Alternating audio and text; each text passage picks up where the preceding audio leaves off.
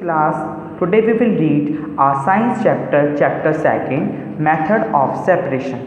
So, I am Karan Agrawal, I am your new science teacher.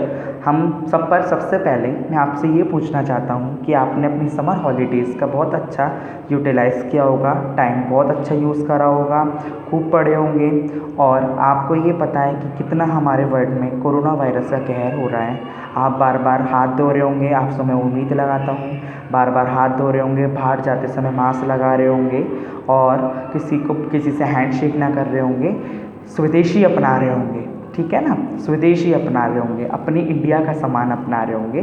तो ये देखते हैं, तो हम स्टार्ट करते हैं method of separation.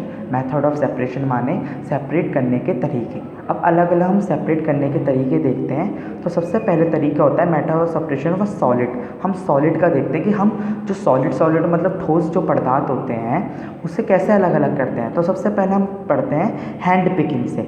Hand picking, आपने हैंड पिकिंग अपने घर में ज़रूर देखी होगी। देखिए, ये हैंड पिकिंग आपने ज़रूर देखी होगी। जब भी आपकी मम्मी चावल, दाल या कुछ भी बना रही हो, या आपकी मम्मी जब गेहूँ भी बना रही होती हैं, मतलब गेहूँ आटे के लिए वो साफ़ कर रही होती हैं, तो मम्मी आप ये देखते होंगे कि दाल में से मम्मी कुछ किंकर या कुछ अलग अलग पदार्थ जो अलग अलग कलर के हों, अलग अलग साइज़ के हों, जो आराम से निकल जाए। आप एक चीज़ सोचो, अगर आपके एक चावल है उसमें थोड़े से अगर किंकर या कुछ भी पत्थर मिल गया तो आपको पता लग जाएगा कि ये पत्थर है, अलग से आप निकाल लेंगे। या अलग आपके एक दाल है और एक चावल है, या आपको ये भी पता लग जाएगा, या कुछ भी अलग तरीके कलर का भी हुआ कि दोनों तरीके की चीज़ मिला दी और अलग तरीके कलर का भी हुआ, तो उसमें से भी आप बाहर निकाल लेंगे। तो हम पहले पढ़ते हैं हैंड पिकिंग। हैंड पिकिंग आपने अपने घर में देखी होगी ज़रूर, कि आप देखते हैं, मैंने बता ही दिया आपको कि ये उसके लिए होता है। तो it is a common method you witness at your home. आपने ये देखा होगा when you see your mother hand picking small pieces of stones और ग्रेन्स फ्रॉम राइस।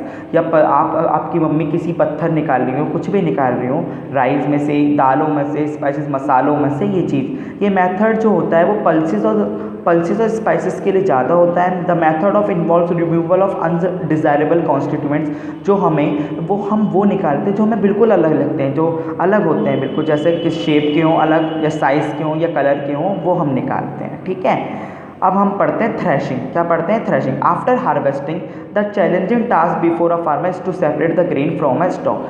अगर आपने देखें, एक गेहूँ उगाए, गेहूँ हमने काट भी लिए, फिर गेहूँ काटने के बाद जो बाद में उसमें से दाना निकालना, गेहूँ का दाना, उससे सबसे ज़्यादा हमारा टास्क होता है। स्टॉक में से वो जो उसमें से वो पूरा एक गेहूँ का जो स्टॉक होता है उसमें से एक वो निकालना, क्या, एक गेहूँ के दाने निकालने। तो it can not be done by hands, ये हाथ से तो हो नहीं सकता।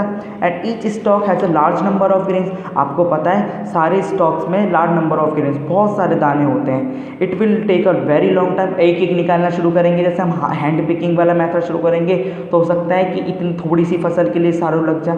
द फार्मर्स जो होते हैं अलाउ करते हैं क्रॉप को सन में रखे रहते हैं, फिर उन्हें एक पत्थर होता है बड़ा सा, उस पर मारते हैं, तो जिससे कि सारे दाने सूख जाते हैं और निकल जाते हैं। ये वाला मेथड वीट के लिए भी होता है, राइस के लिए भी होता है, कॉर्न के लिए भी होता है, दालों के लिए भी होता है। ये मेथड थ्रेशिंग के लिए। और आज तो आपने देखा होगा थ्रेशिंग अब कोई हाथ से भी नहीं करता, अब तो इसकी मशीन्स भी आ गई हैं, तो इससे हो जाती हैं। तो हम फिर पढ़ते हैं विनोइंग।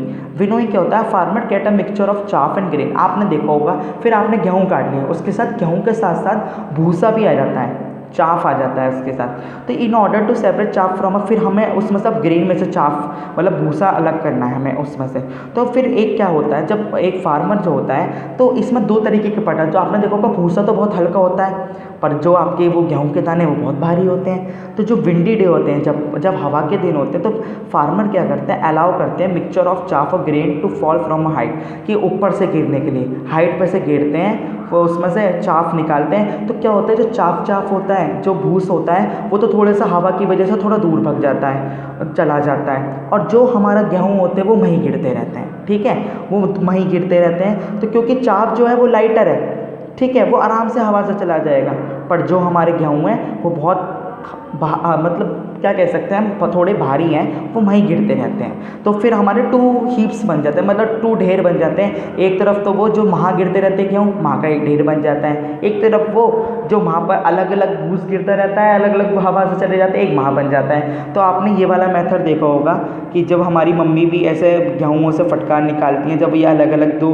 तो जो हमारी ऐसे, तो फिर जो हमारी मम्मी जब फटकार लगाती हैं तो जो गेहूँ हैं तो वो तो उसमें रह जाते हैं, और जो जो हमारे वो हल्के हल्के पदार्थ हैं वो थोड़े बाहर को चले जाते हैं, थोड़े थोड़े बाहर निकल जाते हैं। ठीक है, ये थ्रेशिंग मेथड है। देखिए कैसे कर रहा है फार्मर। ठीक है, अब हमारा आया,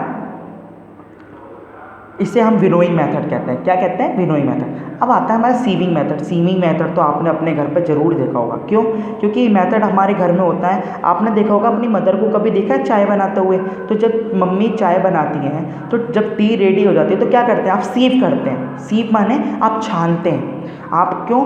क्योंकि जो हमारे जो सीविंग के जो पोर्स होते हैं वो बस केवल उतने को ही अलाउ करते हैं कि जो आपकी चाय चाय निकल जाए और जो आपकी पत्ती पत्ती उस सीव में रह जाए। इतने इतने नन्हे नन्हे पोर होते हैं। अगर बड़े बड़े हुए तो पूरी चाय और पत्ती भी निकल जाएगी। तो यही होता है कि इतने छोटे होते हैं। आपने अपने घर में आटा देखा होगा। आटा, मम्मी जब आटा छानती हैं तो जब क्या होता है, आटा आटा ऊपर रह जाता है, जो आटा आटा नीचे निकल जाता है, क्योंकि वो उस पोर से पास हो जाता है, और जो भूस भूस हो जाता है, जो चोखर बच जाता है, वो आपका उसी चलनी में रह जाता है। आपने ये भी देखा होगा। आपने हमेशा 2-4 बार तो कभी देखा ही होगा। और पता है, ये हमारे डाइटिशियन ये कहते हैं जो हम बाहर चोखर निकाल देते हैं, ये चोखर हमारे लिए सबसे ज़्यादा यूज़फुल होता है। हम निकाल तो देते हैं पर सबसे ज़्यादा न्यूट्रिएंट्स पाए जाते हैं इस चोखर में। ठीक है, ये हमारी यूज़फुल भी होता है हमारी बॉडी के लिए, ये रफेज का भी काम करता है। ठीक है, तो ये आज की क्लास के लिए इतना ही। जागरूक रहें, सतर्क रहें और कोरोना वायरस से बचें। बार बार हाथ धोएं। और कुछ भी कन्फ्यूज़न हो, आप मेरे जो सर ने टाइम दिया है, आप कुछ भी कन्फ्यूज़न हो मुझे फ़ोन करके आप कुछ भी कन्फ्यूज़न वो करें। आप प्लीज़ पर्सनल नंबर पे फ़ोन वो कॉल ना करें, पर्सनल नंबर पे मैसेज ना करें। आप कुछ भी है स्कूल टाइमिंग में जो है मैं आपका फ़ोन पिकअप करूँगा। ठीक है, थैंक यू।